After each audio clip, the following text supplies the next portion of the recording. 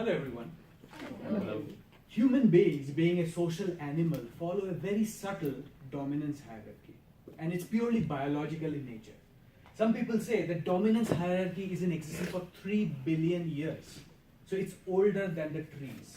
So which basically means that certain people have this possibility for them to rise at the top of the hierarchy and become leaders. Not everybody is cut out to be a leader, but still we have to try our best. Now when it comes to leadership, I believe it's a kind of a vague concept, because somebody who is a leader in certain areas turn out to be a total coward in a different area. Look at Amitabh Bachchan. He's a total number one when it came to acting, but when it came to empowering sexual assault against women, he had no voice. So we cannot really box leadership in certain aspects, but today my discussion will primarily focus on the organizational or economic aspect of leadership, which is a leader must be able to empower people to achieve their personal goal, and that should be able to help to the bottom line of the organization. Now, we heard about great leaders like Pullela Gopichand.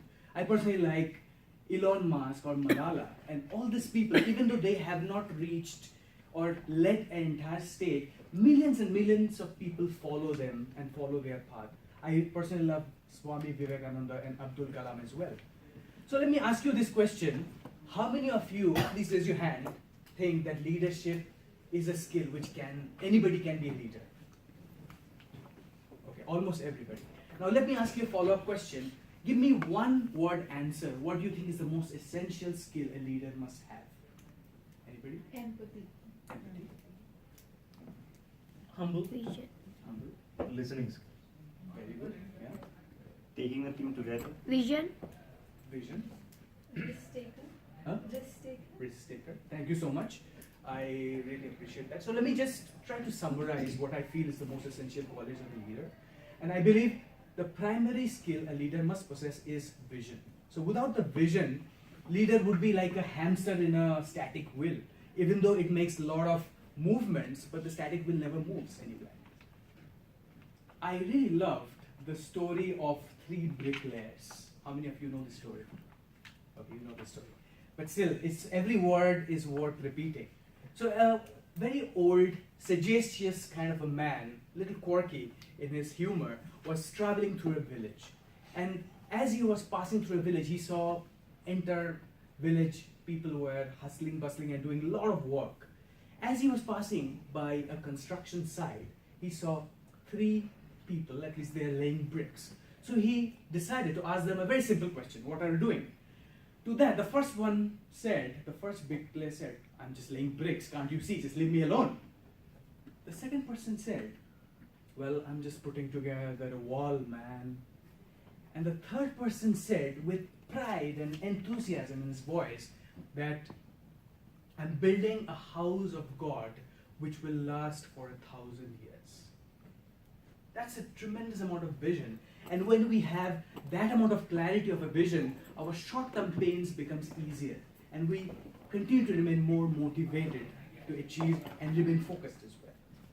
The second important quality of a leader is communication skills, as somebody rightly put, because without communication skill, we will not be able to communicate our vision or motivate people.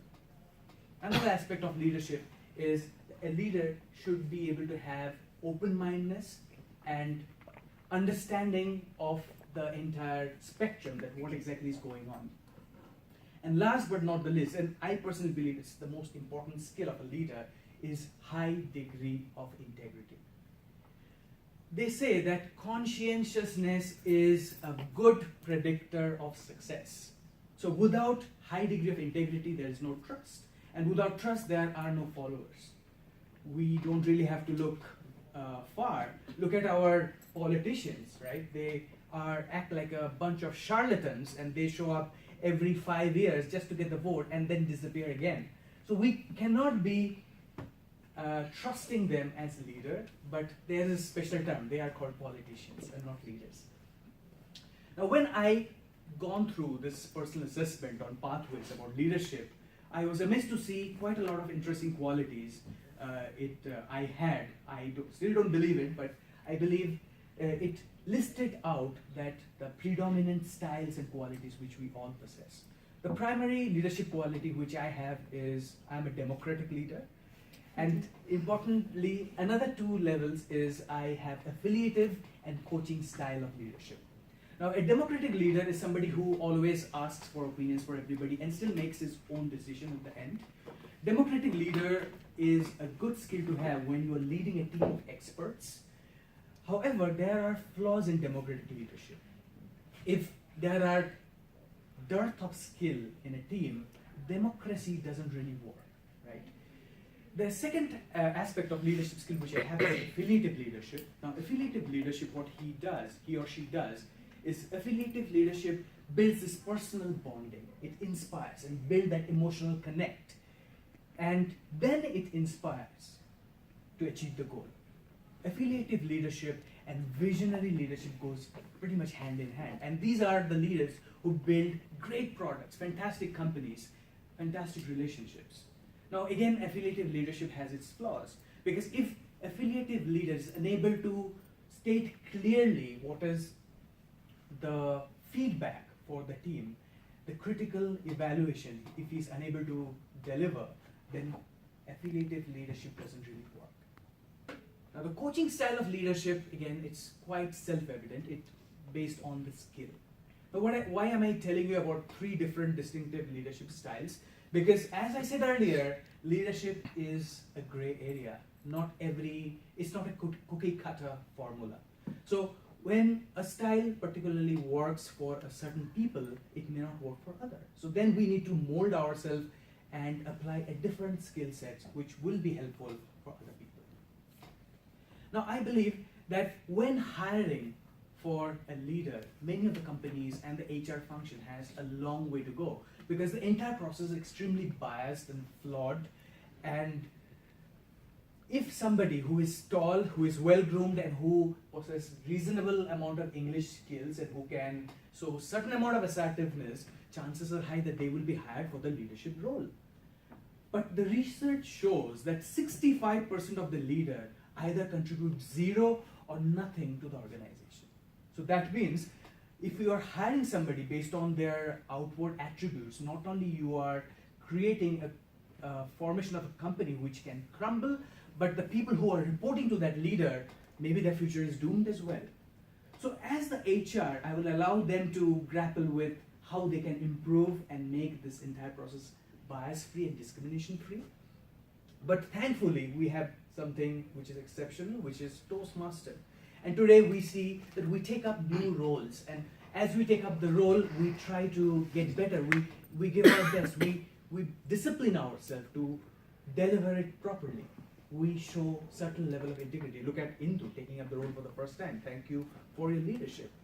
Not only that, we manage to harness our communication skill. We write our own speech, we deliver it, and then we expect and give feedback to others and work on that. Those are leadership skills. Later in the day, we will also learn how to think on our feet based on our ability to tackle table topics.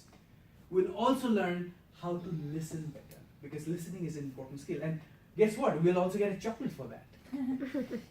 So I would encourage you, all of you, to just go ahead and see what Pathways means to you, because I believe it's a ocean of information. It's a consolidation of all the great modules on leadership which has been derived from Yale, Harvard, and all we have to do is just spend half an hour every single week to say what Pathway really means to us.